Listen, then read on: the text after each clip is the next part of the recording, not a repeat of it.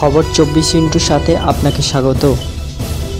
নতুন নতুন খবর জানার জন্য আমাদের চ্যানেলে চোখ রাখুন। নমস্কার, খবর 24 সাথে আপনাদের স্বাগত। দর্শক, মুর্শিদাবাদের ঘটনার পর প্রায় 4 দিন কেটে গেলেও এখনও স্পষ্ট নয় মুর্শিদাবাদে অশান্তি ঘটালো কারা।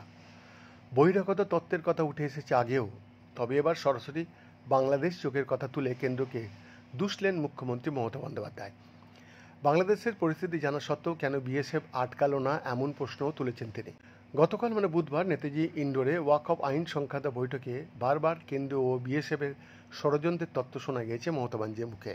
মমতার দাবি, স্বরাষ্ট্র মন্ত্রকের একটি সূত্র বলছে যে মুর্শিদাবাদের অশান্তির পেছনে বাংলাদেশিদের হাত আছে।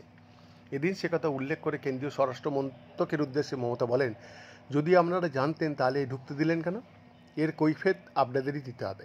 মুখ্যমন্ত্রী মনে করিয়ে দিয়েছেন, বিএসএফ সীমান্ত পাহারা দেয়, সেটা রাজ্য সরকারের ইখতিয়ারের মধ্যে পড়ে না, কেন্দ্রীয় সরকার বা স্বরাষ্ট্র অধীনের মধ্যে পড়ে। ফলে কেউ যদি প্রবেশ করেও থাকে তাহলে বিএসএফ কেন আটকালো না সেই প্রশ্ন তুলেছেন মমতা বন্দ্যোপাধ্যায়।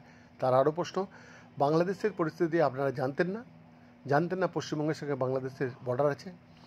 এই প্রসঙ্গেই মোদি ইউনিস বৈঠকের কথা উল্লেখ করেছেন তিনি। মমতা বলেন, আপনি ইউনিসের সঙ্গে গোপন মিটিং করুন, দেশের ভালো হলে খুশি হব, কিন্তু আপনাদের প্ল্যানিংটা কি বলতে পারেন?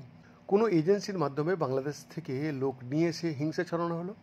উল্লেখ্য, বাংলাদেশের অন্তর্বর্তী সরকারের প্রধান উপদেষ্টা মোহাম্মদ ইউনুসের সঙ্গে বৈঠক করেন প্রধানমন্ত্রী নরেন্দ্র মোদী। বৈদ্যনাথের রিপোর্ট, খবর 24।